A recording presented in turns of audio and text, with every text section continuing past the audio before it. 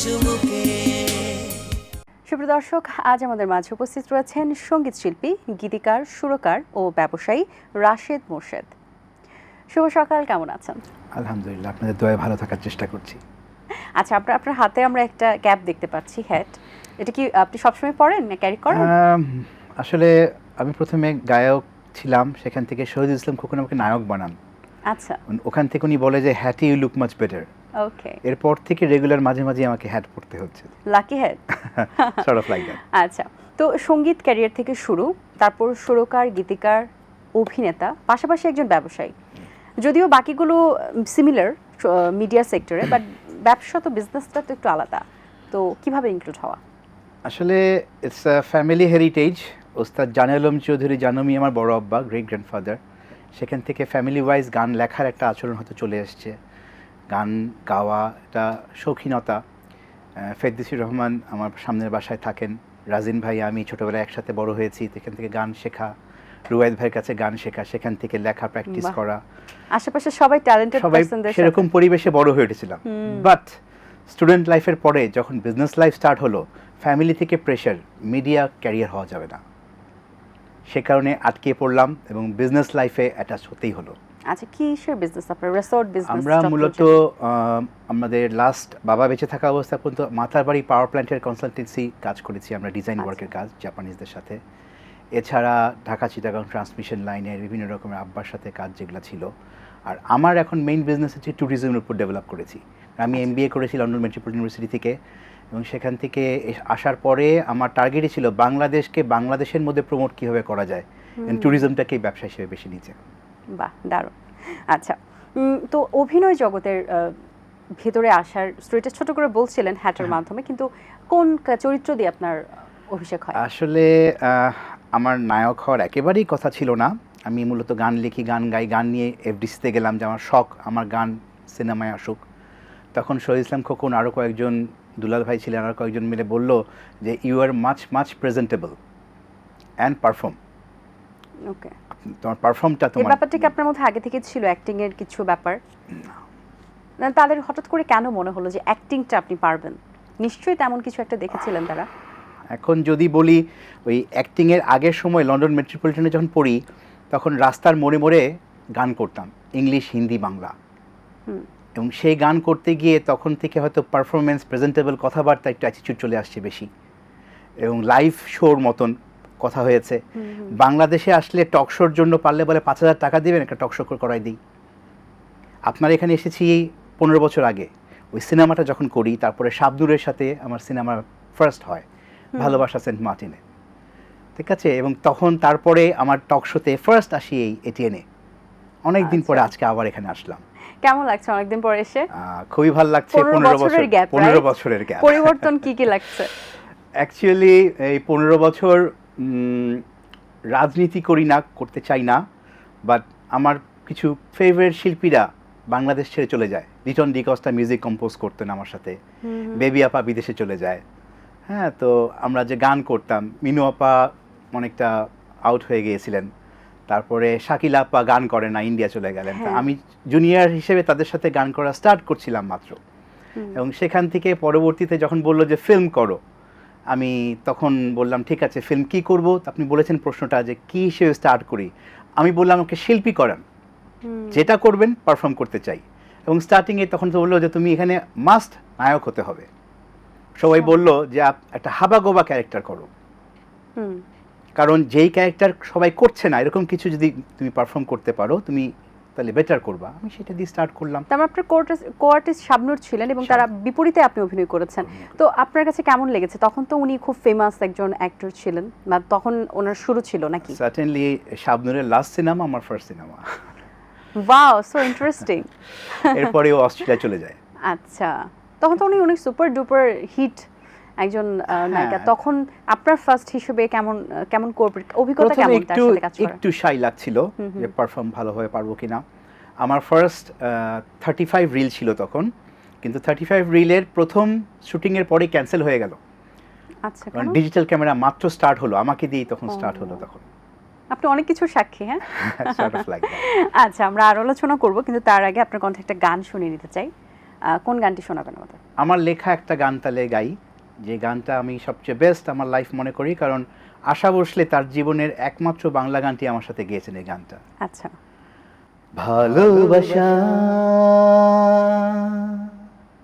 কখনো কি সত্যি হয়, ভালোবাসা শুধু ধোঁকা দিয়ে যায়, দু আকাশ পানে চেয়ে দেখো অজানা, আমায় ছেড়ে গেলে পার্থিব মোহনা,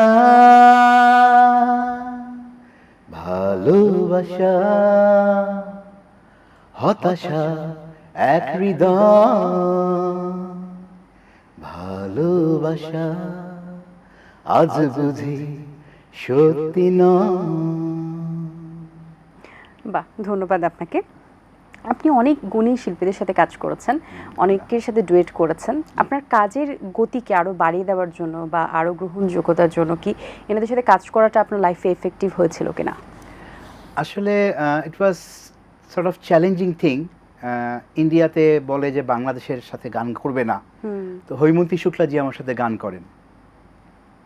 আমি বললাম যে গানটা গাবেন কিনা, একটা সিনেমার জন্য গান করব, কেন না, গানের যেহেতু লিরিক্স ভালো, কাম ওভার। তারপরে গান করলাম, এরপরে জোজো, মাধুশ্রী, পামেলা অনেকের সাথে গান করলাম ইন্ডিয়াতে।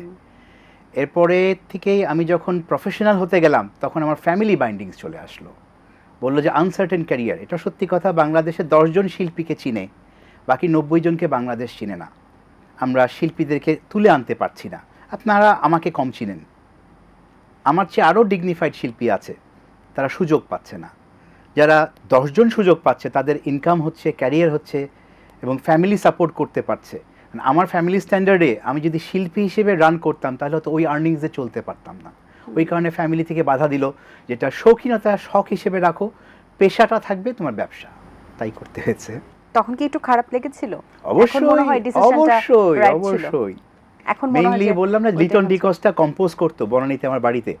সব গায়করা আমার বাড়িতে ছাদের মধ্যে গান বাজনা করতো। বেবি আপা চলে গেল, লিটন দা চলে গেলেন যখন, এরপরে আমার গানটা অনেকখানি নাই হয়ে যায়, কমে যায়।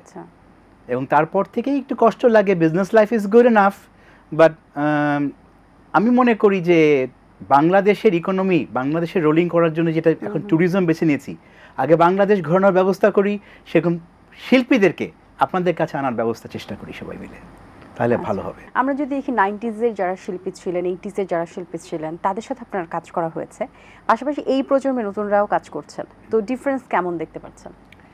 এখন নতুনরা রেসপেক্টটা একটু কম কম্পারেটিভলি। আগে শিল্পকতাকে, কর্মকাণ্ডকে বেশি সম্মানটা দিতেন, এখন সব জায়গায় কত টাকা দিবেন। তারপরে যারা একটু আপ হচ্ছে, না অ্যাকচুয়ালি আমি এটা করতে পারবো না, ওনাকে কেউ চিনে না, তার সাথে গান করবো না, তার সাথে অভিনয় করা যাবে না, এটা কত, এই ধরনের অ্যাটিটিউডগুলো যদি চেঞ্জ হয়। আমাদের এখন অনেক চ্যানেল আছে, পারফর্মিং অনেক লাউঞ্জ বেড়ে গিয়েছে, যদি তারা একটু সুইট সফটভাবে মেলামেশাটা করে এবং শিল্পকর্মগুলোকে, কর্মীদেরকে সম্মানটা একটু বেশি করে, তাহলে মনে হয় এটা আরও প্রমোটেড স্ট্যান্ডার্ড কোয়ালিটি পাবো আমরা। Right.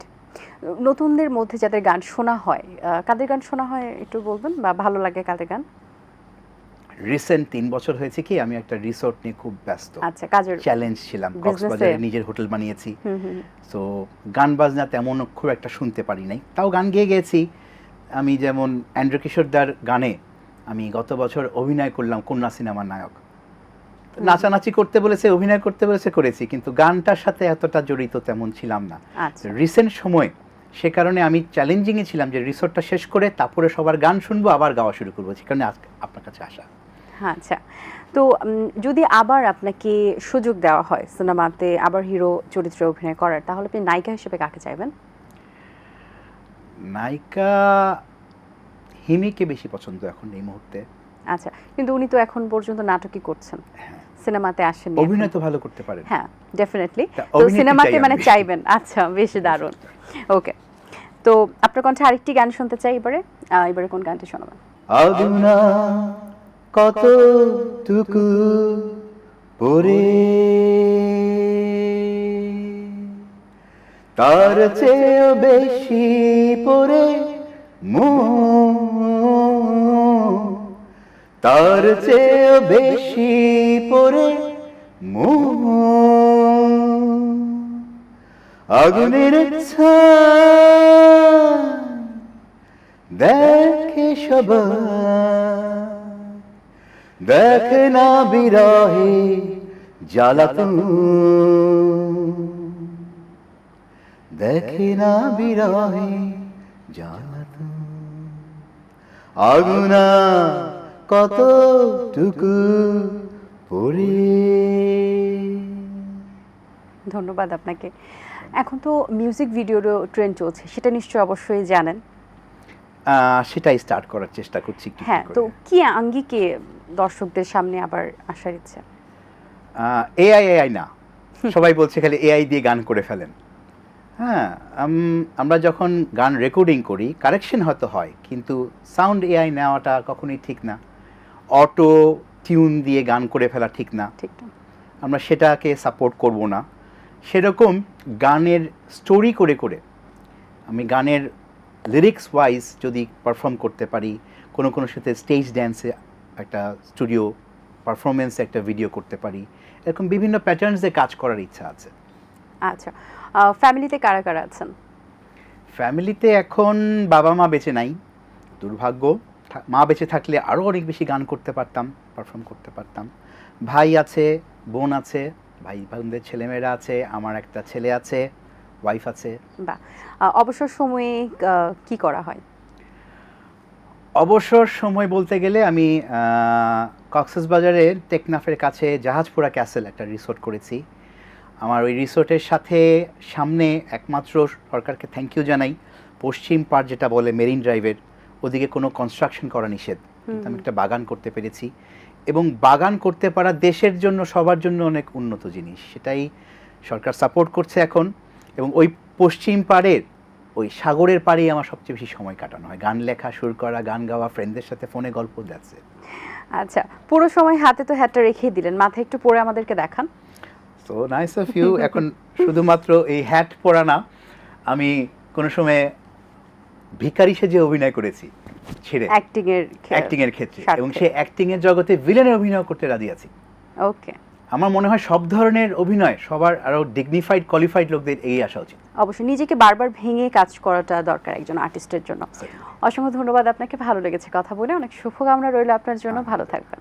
Thank you so much. এবং এটিএনকে ভেরি মাচ গ্রেটফুল যে এটিএন বাংলা আজকে আমাকে ইনভাইট করেছেন। আমাকে অনেক দিন পর আবার ইনভাইট করা হলো। এতদিন বিজনেস লাইফে ইনভলভ ছিলাম, সেটা বাদ দিয়ে এখন কিছুটা রিটায়ার্ড লাইফে চলে আসবো এবং সঙ্গীত এবং অভিনয় নিয়ে বেঁচে থাকার চেষ্টা করব আপনাদের ভালোবাসা নিয়ে।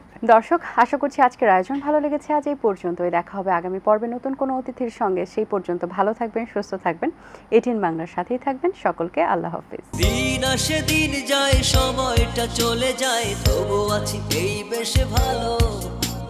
জীবনটা রঙময়, যেভাবেই হওয়া চাই, নয় কভু সাদা কালো। এই আশাতে স্বপ্ন ভাসে, সুখ হাসে চোখে মুখে, চায়ের চুমুকে।